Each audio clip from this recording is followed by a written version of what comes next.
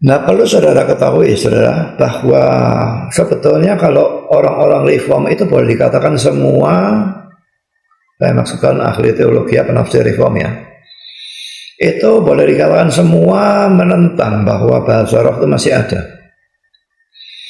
Jadi mereka menganggap itu sudah berhenti, Pak, dengan berhentinya, hilangnya rasul-rasul. Dan pada waktu saya mempelajari tentang bahasa roh, apakah masih berlaku atau sudah berhenti, dan saya membaca tafsiran dan argumentasi mereka, saya tidak bisa diyakinkan. Karena itu saya menganggap bahwa bahasa roh itu masih ada sampai zaman sekarang, bahkan sampai akhir zaman. Memang itu tidak berarti bahwa saya percaya semua bahasa roh yang sekarang digunakan. Saya sudah mengatakan bahwa 99,99% atau lebih bahkan palsu. Tapi saya percaya yang asli ada. Kalau yang cuma 1-2 kata diulang-ulang, itu pasti palsu. Itu bukan bahasa. Dan bahasa roh itu harus bahasa. Bahasa asing yang tidak pernah kita pelajari. Jadi itu karunia yang sifatnya mujizat. Ya, jadi kalau bahasa roh itu beda dengan doa, dengan bahasa roh yang sekarang saya bahas. Kalau bahasa roh, saya masih percaya sekalipun saya melihat itu jarang sekali. Saya pernah mendengar yang saya anggap asli, anaknya justru muncul dari kalangan gereja-gereja Protestan. Satu kali dari pendeta gereja Protestan, satu kali dari istri seorang pendeta dari gereja Protestan. Jadi biasanya yang banyak digembar-gemborkan dalam kalangan Pentakosta karismatik, malah yang saya dengar dan saya anggap asli itu bukan dari kalangan mereka, malah dari kalangan Protestan. Dan saya percaya karena bahasanya betul-betul bahasa. Jelas, biarpun saya tidak mengerti, tapi melihat ada perbendaharaan kata ya. Dan lalu orangnya bisa menerjemahkan.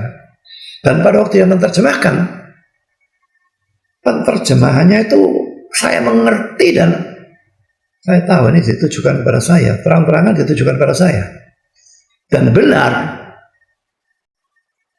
Karena pada waktu dia pakai bahasa roh, saya ragu-ragu ini bahasa roh benar apa enggak.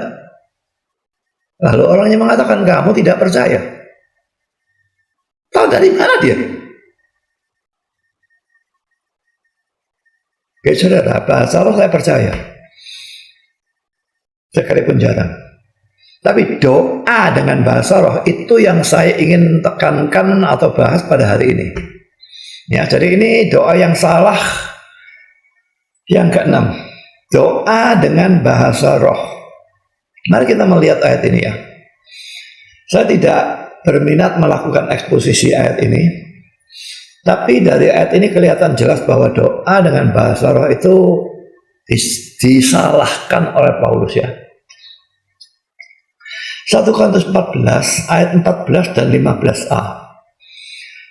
Sebab jika aku berdoa dengan bahasa roh, maka rohkulah yang berdoa. Tetapi akal budiku tidak turut berdoa. Jadi apakah yang harus kubuat? Aku akan berdoa dengan rohku, tetapi aku akan berdoa juga dengan akal budiku. Jadi jelas dia tidak mau berdoa dengan bahasa roh, itu cuma rohnya saja. Dia mau akal budinya berdoa juga. Jadi aku akan berdoa dengan rohku, tetapi aku akan berdoa juga dengan akal budiku.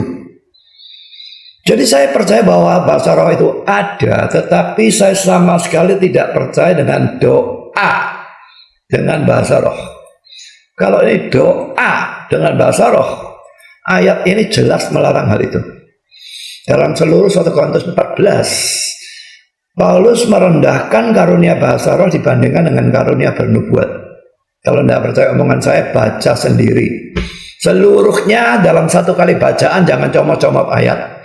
Seluruh 1 Korintus 14 jelas menunjukkan bahwa karunia nubuat ditinggikan, karunia bahasa roh direndahkan.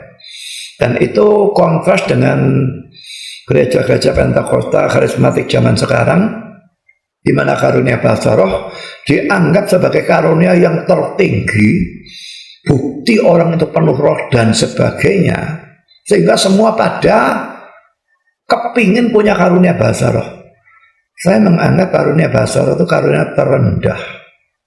Tapi hari ini saya bukan bahas itu, ya. Bahasa roh masih ada, tapi karunia kalau doa dengan bahasa roh, ayat ini jelas melarang hal itu. Nah, saya punya alasan lain atau argumentasi lain yang menyebabkan saya menentang doa dengan bahasa roh. Yaitu, saudara, bahasa roh itu seharusnya berisi berita dari Allah untuk manusia, dan bukan sebaliknya, berita dari manusia kepada Allah. Saya ulang ya, bahasa roh itu seharusnya berisi berita dari Allah kepada manusia atau untuk manusia, dan bukannya sebaliknya, berita dari manusia untuk Allah atau kepada Allah. Saya berikan dasar Alkitabnya beberapa ya. Pertama, saudara, dalam bahasa roh yang pertama kali terjadi di dalam Kisah Rasul 2 hari Pentakosta ya, ayat 4 dan ayat 11 dikatakan bahwa pada waktu rasul-rasul berbahasa roh, bukan berdoa ya, mereka berbahasa roh pada hari Pentakosta. Mereka menceritakan perbuatan-perbuatan besar yang dilakukan oleh Allah. Mari kita lihat ayatnya. Kisah Rasul 2 ayat 4 dan 11. Maka penuhlah mereka dengan Roh Kudus, lalu mereka mulai berkata-kata dalam bahasa-bahasa lain. Bahasa-bahasa lain itu bahasa-bahasa roh ya. Dan itu betul-betul bahasa. Bisa Arab, bisa apa, bahasa-bahasa di sekitar Israel pada saat itu. Dari mana orang-orang Yahudi itu berdatangan, karena ini hari Pentakosta, mereka kumpul semua di Yerusalem. Seperti yang diberikan oleh roh itu kepada mereka untuk mengatakannya, baik orang Yahudi maupun penganut agama Yahudi, orang Kreta dan orang Arab. Kita mendengar mereka berkata-kata dalam bahasa kita sendiri tentang perbuatan-perbuatan besar yang dilakukan Allah. Jadi ini isi dari beritanya ya. Bahasa rohnya itu membicarakan perbuatan-perbuatan besar yang dilakukan Allah. Saya yakin bahwa ini mencakup salib dan kebangkitan Kristus. Dan semua ini jelas merupakan berita Injil, berita dari Allah untuk manusia. Ya, berita dari Allah untuk manusia, bukan dari manusia kepada Allah. Sekarang saya berikan poin B, ayat yang lain. 1 Korintus 14 ayat 5. Aku suka supaya kamu semua berkata-kata dengan bahasa roh. Biasanya kalau orang karismatik mengutip ayat ini cuma dikutip sampai berhenti sampai di sini. Oh, lihat, Paulus senang semua bahasa roh. Saudara ingat ya, penekanan 1 Korintus 14 ini seluruhnya adalah bahasa roh direndahkan dan nubuat ditinggikan. Dan itu terlihat kalau saya baca terus. Saya ulang ya, aku suka supaya kamu semua berkata-kata dengan bahasa roh. Tetapi lebih dari itu supaya kamu bernubuat. Berarti bagus mana? Ya bagus bernubuat. Ya, saya lanjutkan. Sebab orang yang bernubuat lebih berharga daripada orang-orang yang berkata-kata dengan bahasa roh. Kecuali kalau orang itu yang bicara bahasa roh itu juga menafsirkannya sehingga jemaat dapat dibangun. Jadi saudara, dalam 1 Korintus 14 ayat 5 ini dikatakan bahwa nubuat lebih berharga dari bahasa roh. Tapi lalu dilanjutkan dengan kata-kata kecuali kalau orang itu juga menafsirkannya sehingga jemaat dapat dibangun. Saudara, ini menunjukkan bahwa bahasa roh yang ditafsirkan atau diterjemahkan menjadi seperti nubuat. Setara dengan nubuat jadinya. Karena bisa dimengerti sekarang. Dan itu membangun jemaat. Kalau membangun jemaat, jadi isinya apa? Jelas dari Allah untuk manusia atau kepada manusia, dan bukan sebaliknya. Ya, isinya menjadi seperti nubuat. Kalau Allah menyuruh nabi-nabinya bernubuat, atau siapapun bernubuat, Yesus bernubuat dan sebagainya, apakah berbicara kepada Allah? Isi beritanya kepada Allah. Tidak. Berbicara tentang Allah bisa, tetapi kepada manusia ditujukan untuk manusia. Jadi bahasa roh ini harus ditafsirkan, diterjemahkan. Itu menjadi seperti nubuat. Membangun jemaat jelas untuk manusia. Dan kalau untuk Allah, untuk apa ditafsirkan, saudara? Ya, kalau bahasa roh itu bahasa yang tidak dimengerti oleh orang. Misalnya kepada yang Yahudi dia bicara dalam bahasa Arab gitu ya. Nah Yahudi tidak ngerti, tapi kalau memang untuk Allah, nah ya Allahnya ngerti semua lah, untuk apa ditafsirkan atau diterjemahkan. Jadi jelas ini isinya seperti nubuat, berita dari Allah untuk manusia. Sekarang poin C, 1 Korintus 14 ayat 6. Jadi saudara-saudara, jika aku datang kepadamu dan berkata-kata dengan bahasa roh, apakah gunanya itu bagimu? Jika aku tidak menyampaikan kepadamu penyataan Allah, atau pengetahuan, atau nubuat, atau pengajaran.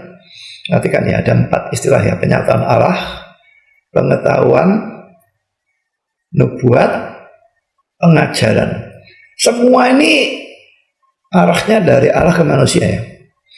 Jadi dalam 1 Korintus 14 ayat 6 ini dikatakan bahwa bahasa roh itu seharusnya berisikan penyataan Allah, dalam bahasa Inggris God's revelation, wahyu Allah bisa ya.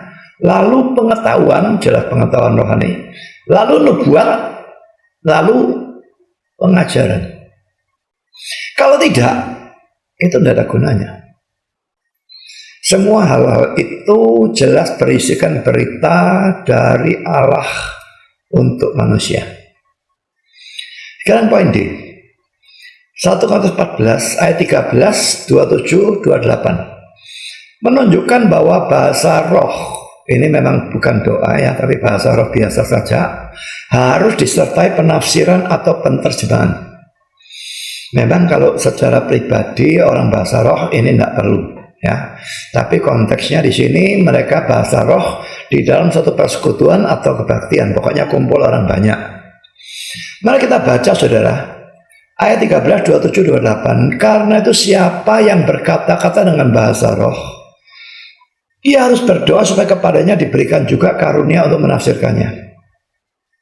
Jika ada yang berkata-kata dengan bahasa roh, biarlah 2 atau sebanyak-banyaknya 3 orang. Jelasin dalam persekutuan ya.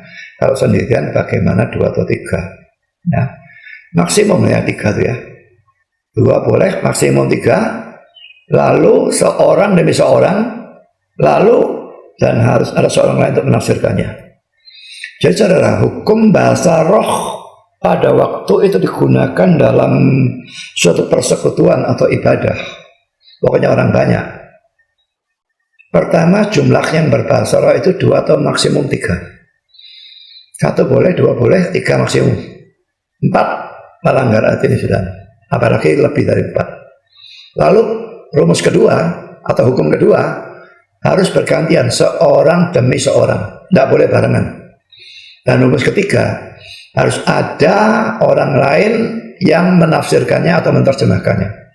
Nah lalu ayat 28, jika tidak ada orang yang dapat menafsirkannya, hendaklah mereka berdiam diri dalam pertemuan jemaat dan hanya boleh berkata-kata pada dirinya sendiri dan kepada Allah.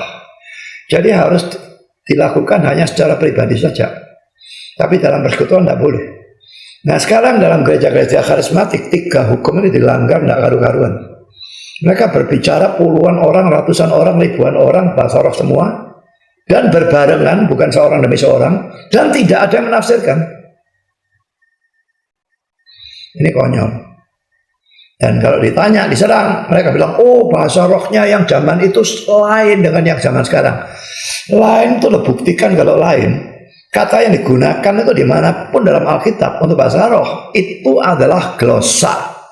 Kadang-kadang bentuk jamak, kadang-kadang bentuk tunggal, glosa itu selalu, tidak bisa tidak. Dan tidak ada kata lain untuk itu. Jadi, omong kosong kalau dibedakan, padahal kata Yunani-nya sama. Yang menginjak-injak bahasa roh ini, hukum tentang bahasa roh ini, dengan melanggar 3 hukum ini, saya desak saudara untuk bertobat. Karena saudara sedang melanggar firman Tuhan. Nah, tapi sekarang kembali kepada apa yang ingin saya tekankan ya. Harus ditafsirkan. Nah, keharusan ada penafsiran atau penerjemahan jelas menunjukkan bahwa bahasa roh itu ditujukan kepada manusia. Karena kalau ditujukan kepada Allah, apa gunanya penerjemahan? Tidak perlu, Allah ngerti semua bahasa. Saya lanjutkan dengan poin E, Kisah Rasul 10 ayat 46. Sebab mereka mendengar orang-orang itu berkata-kata dalam bahasa roh dan memuliakan Allah. Nah, memang untuk ayat ini memuliakan Allah ini kelihatannya bisa ditujukan orangnya memuji Allah, berarti beritanya dari manusia pada Allah. Sepintas lalu begitu, sehingga ada penafsir-penafsir yang menafsirkan begitu, memang harus saya akui. Tapi saudara, menurut saya dalam kisah 10 46 ini, istilah memuliakan Allah tidak menunjukkan bahwa mereka memuji Tuhan. Tapi bisa diartikan seperti kisah 2 ayat 11 yang tadi kita baca, di mana mereka menceritakan perbuatan-perbuatan besar yang dilakukan Allah. Dan ini lagi-lagi merupakan berita dari Allah kepada manusia atau bagi manusia. Mari kita melihat buku tafsiran Adam Clarke tentang ayat ini. Ya, dia menafsirkan seperti yang saya katakan. Ini Kisah 10:46 ya. Karena mereka mendengar, mereka berbicara, memang bahasa roh diterjemahkan tongues ya, dengan bahasa roh gitu ya, dan memuliakan Allah. Lalu Petrus menjawab. Nah, lalu dia membahas bagian ini ya, and magnify God, dan membesarkan atau memuliakan Allah. Dan ini tafsirannya dia. Saya langsung terjemahkan, terjemahan bebas saja ya. Mereka telah mendapatkan hati yang baru maupun bahasa-bahasa yang baru. Dan setelah percaya dengan hati pada kebenaran, lidah-lidah mereka membuat pengakuan pada keselamatan. Dan Allah dibesarkan atau dipermuliakan karena atau untuk belas kasihan yang telah Ia berikan. Jadi orang-orang itu menerima belas kasihan Allah, dan lidahnya memberikan pengakuan tentang keselamatan itu. Dan itu, pengakuan itu memuliakan Allah. Jadi bukannya langsung lidah mereka memuji Tuhan, bukan itu. Jadi kalau seperti ini maka jelas bahwa masih merupakan beritanya dari Allah kepada manusia. Kalau ayat ini diartikan seperti ada beberapa penafsir menafsirkan, mereka betul-betul memuji Tuhan, berarti beritanya dari manusia kepada Allah, nanti nabrak semua ayat-ayat yang lain. Semua ayat-ayat itu mengatakan bahasa roh itu beritanya dari Allah kepada manusia dan bukan dari manusia kepada Allah. Kalau di sini satu-satunya yang nyeleneh, nabrak semua yang lain, saya kok tidak bisa menerima penafsiran tabrakan seperti itu ya. Sekarang kita melihat poin F, 1 Korintus 14 ayat 2. Siapa yang berkata-kata dengan bahasa roh tidak berkata-kata kepada manusia. Ingat ya, tidak berkata-kata kepada manusia, tetapi kepada Allah. Nah, tapi kepada Allah ya. Sebab tidak ada seorang pun yang mengerti bahasanya, oleh roh yang mengucapkan hal-hal yang rahasia. Nah saudara, sepintas lalu bagian ini, wah ini kebalik, ini omongannya Pak Budi dari tadi kebalik. Ini jelas dikatakan tidak berkata-kata kepada manusia tapi kepada Allah. Tapi saudara, penafsir-penafsir tertentu menafsirkan bahwa ini bahasa ironis, kayak bahasa ironi. Kelihatannya ya, orang-orang Korintus pada saat itu bahasa rohnya itu banyak yang seperti bahasa roh orang zaman sekarang. dengan kata-kata yang bukan bahasa, yang tidak dimengerti oleh siapapun. Tidak ada bahasa itu di dunia.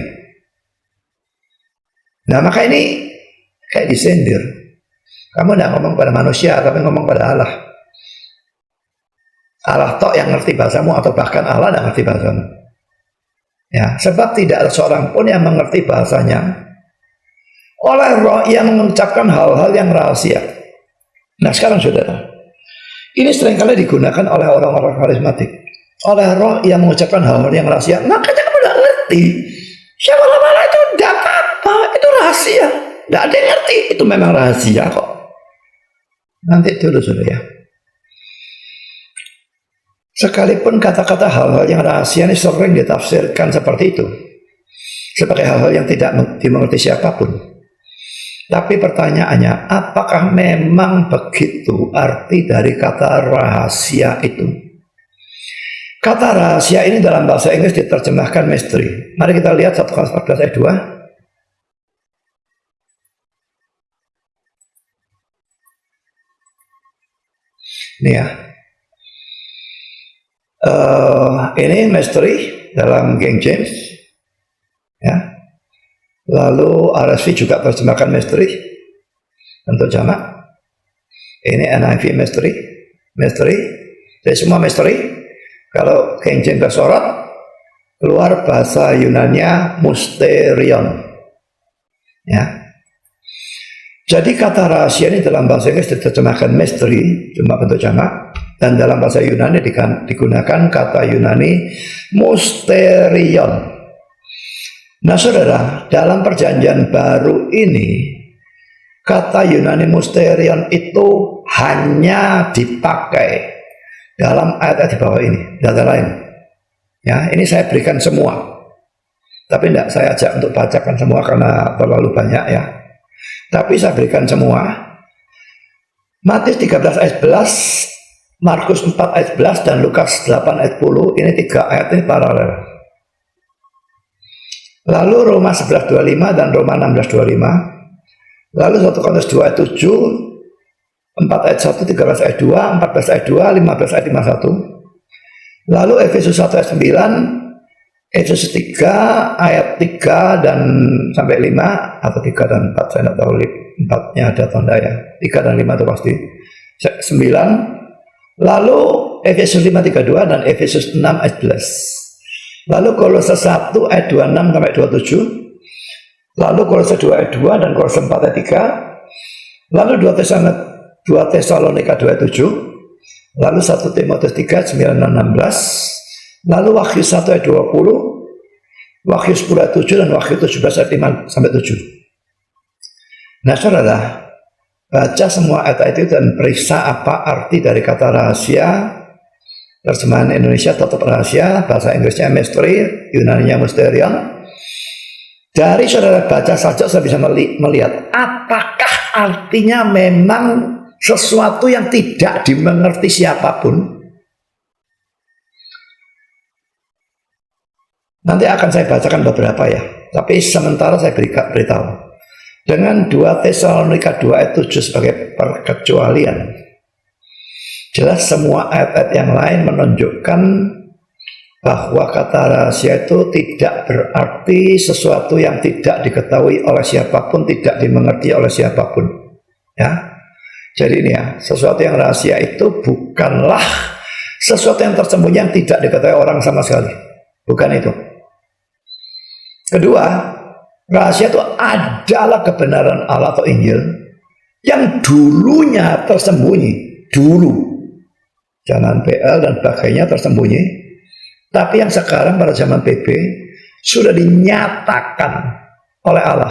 Kalau sudah baca ayat-ayat itu, saudara akan lihat. Dinyatakan, diberitahukan dan sebagainya. Bukannya tersembunyi, dulunya tersembunyi. Mari kita baca coba ya. Saya baca hanya pilih-pilih saja ya. Roma 11 ayat 25. Mari kita lihat ya.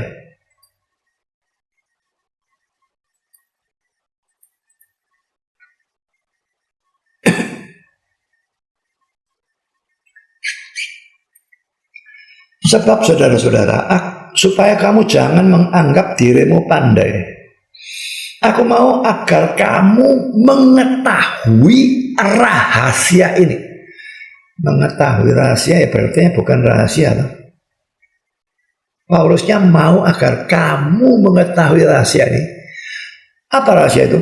Sebagian dari Israel telah menjadi tegar sampai jumlah yang penuh dari bangsa-bangsa lain telah masuk. Dulunya tidak ada orang yang tahu hal itu. Orang diberitahukan.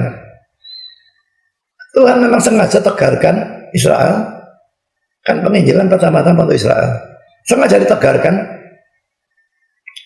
Lalu Injil diberitakan kepada bangsa-bangsa lain. Sampai jumlah yang penuh dari bangsa-bangsa lain telah masuk. Jumlah yang penuh berarti ada jumlah yang Allah tetapkan dan itu pasti predestinasi. Orang-orang non-Yahudi yang ditetapkan untuk selamat itu harus masuk. Jumlah yang penuh masuk. Nah sampai satu saya tegarkan. Jadi saudara, saya tidak mau menjelaskan teks ini selanjutnya. Ini teks yang sangat sukar. Tapi saya poinnya cuma mengatakan ini ya. Rahasia ini dulu tidak diketahui. Tapi sekarang Paulus berkata, aku mau agar kamu mengetahui rahasia ini. Berarti itu suatu kebenaran yang sekarang sudah diketahui. Karena Paulus beritahukan. Ya, mari kita melihat ayat yang lain. Efesus 3 ayat 3, 5, 9.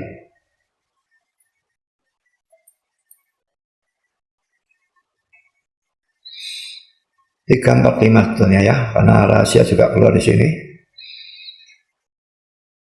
Efesus 3 ayat 3 sampai 5, yaitu bagaimana rahasianya dinyatakan kepadaku dengan wahyu. Berarti Paulus tahu, oh dinyatakan kepada Paulus dengan wahyu. Seperti yang telah kutulis di atas dengan singkat. Apabila kamu membacanya, kamu dapat mengetahui daripadanya pengertianku akan rahasia Kristus. Jadi apa yang Paulus mengerti tentang rahasia itu, orang Efesus pun bisa mengerti setelah mereka baca. Nah ayat 5, yang pada zaman angkatan-angkatan dahulu tidak diberitakan kepada anak-anak manusia. Dulu tersembunyi. Tetapi yang sekarang dinyatakan di dalam roh kepada rasul-rasul dan nabi-nabi yang kudus. Yaitu bahwa orang-orang bukan Yahudi karena berita Injil turut menjadi ahli-ahli waris dan anggota-anggota tubuh dan peserta dalam janji yang diberikan dalam Kristus Yesus. Jadi orang-orang Yahudi itu dulunya beranggapan yang bisa selamat itu cuma Yahudi. Mereka tidak pernah mimpi lalu Injil diberitakan kepada non-Yahudi lalu non-Yahudi diselamatkan, itu mereka tidak tahu. Tapi Paulus lalu menjadi tahu karena dinyatakan melalui wahyu. Dan jemaat Efesus baca tulisan Paulus menjadi tahu. Kita baca, kita juga tahu. Jadi ini berita yang dulu tersembunyi. Kebenaran. Tapi dulu tersembunyi. Sekarang menjadi terbuka. Lalu kita lihat lanjutkan ayat 9. Dan untuk menyatakan apa isinya tugas penyelenggaraan rahasia yang telah berabad-abad tersembunyi dalam Allah yang menciptakan segala sesuatu. Ya, telah berabad-abad tersembunyi. Tapi sekarang ini untuk menyatakan apa isinya. Ya, jadi kalau baca mulai ayat 8, kepadaku yang paling hina di antara segala orang kudus telah dianugerahkan kasih karunia ini untuk memberitakan kepada orang-orang bukan Yahudi kekayaan Kristus yang tidak terduga itu, dan untuk menyatakan apa isinya tugas penyelenggaraan rahasia. Jadi kepada Paulus dianugerahkan kasih karunia untuk memberitakan, menyatakan rahasia itu. Ya, jadi tadinya rahasia, tapi sekarang dinyatakan. Mari kita lihat lagi Kolose 1, 26-27.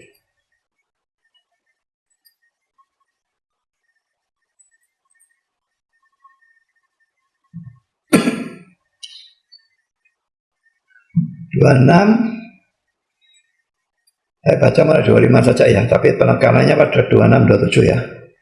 Aku telah menjadi pelayan jemaat itu sesuai dengan tugas yang dipercayakan Allah kepadaku untuk meneruskan firman-Nya dengan sepenuhnya kepada kamu, yaitu rahasia yang tersembunyi dari abad ke abad dan dari turunan ke turunan, tetapi yang sekarang dinyatakan kepada orang-orang kudusnya. Kepada mereka Allah mau memberitahukan betapa kaya dan mulianya rahasia itu di antara bangsa-bangsa lain, yaitu Kristus ada di tengah-tengah kamu. Kristus yang adalah pengharapan akan kemuliaan.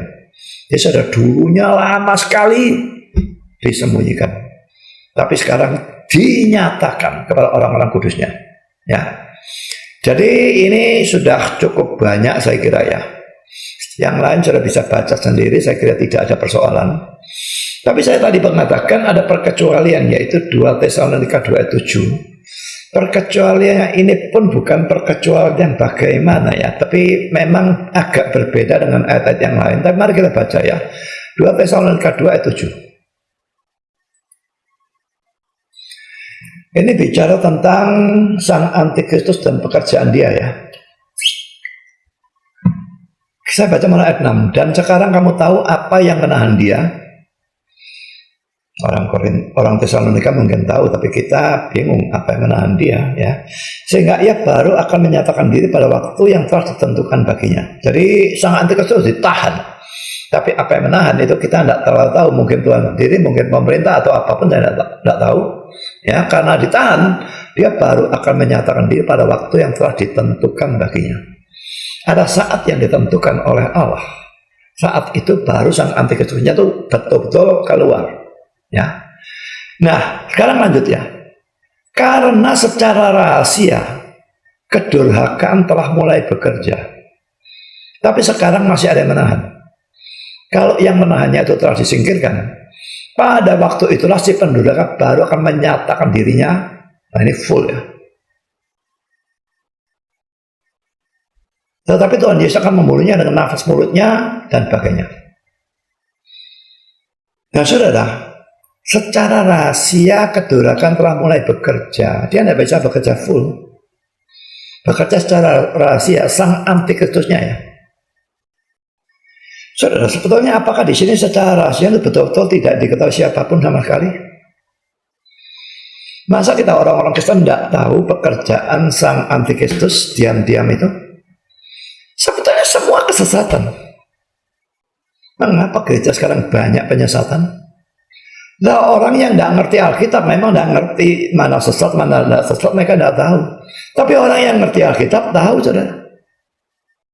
Sesat yang tidak karu-karuan, waduh, berpuluh-puluh, beratus-ratus sekte gereja, bahkan di kalangan gereja-gereja kelihatan injili, masuk ajaran-ajarannya tidak karu-karuan, betul-betul kacau balau.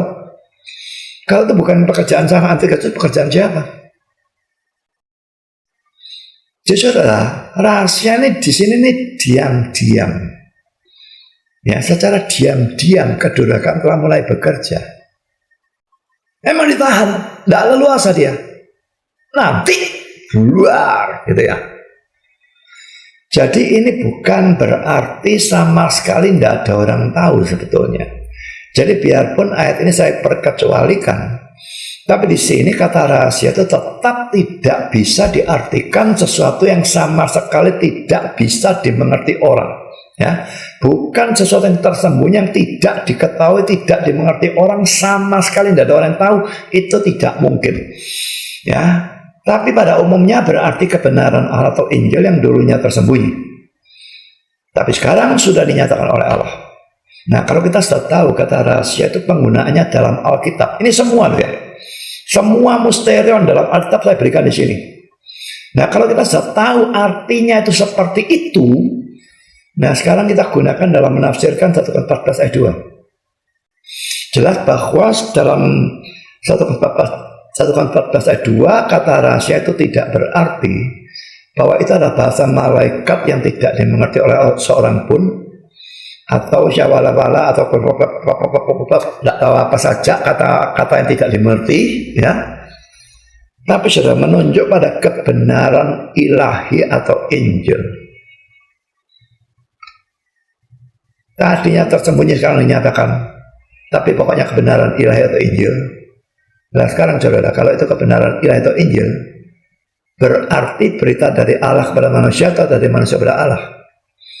Jadi ini lagi-lagi menunjukkan bahwa bahasa roh berisi berita dari Allah untuk atau kepada manusia.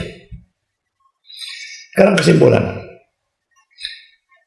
Saya sudah berikan banyak bukti bahasa roh harus berisi berita dari Allah untuk manusia dan bukan sebaliknya. Nah, kalau berdoa itu bagaimana? Kalau berdoa itu beritanya dari siapa ke siapa? Kalau berdoa kan beritanya dari kita kepada Allah. Kita minta sesuatu, ya. Jadi seakan-akan kita memberikan informasi.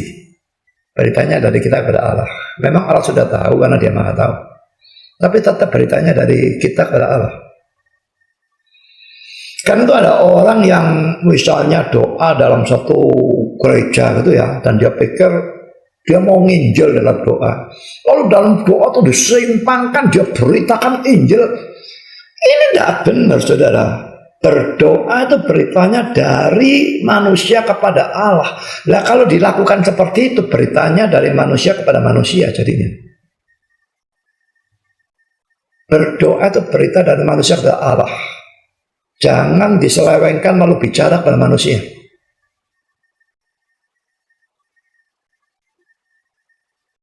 Kalau berdoa itu berita dari manusia kepada Allah.